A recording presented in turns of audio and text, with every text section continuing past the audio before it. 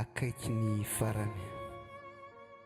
Fa io lanitra io tsy mijanona ho manga na ny tia kely anohy ny tsirariny, fa efa be ny famantarana no efa mitranga, tsy mbola tonga jekoly fa akaiky ny farany. Ireo rivo-doza mihamafy hatrany na ny rano entiny dia mampiaiky. Misy zera-bomba izay eno any ho any, tsy mbola tonga jekoly fa efa akaiky.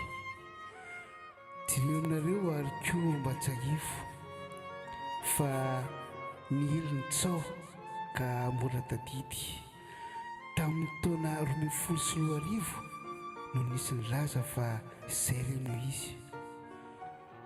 No amafisiny foana ombenombieny nankareny tsofina be nanadala.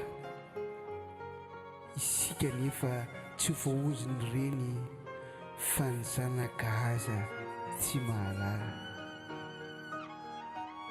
Ireo mpampiororo manerana ny tany tsy nety nangina hatramin'izao. Aoka isika ho vonona hiatrika hatrany, tadiavin'ny tompo fa miandry anao. Misy anefa famantarana tsy mbola niseho, nefa lalanao lazanao fiakarana. Ny fiainana mitohy tsy mijanona hatreo ary ao tsara ny fampianarana.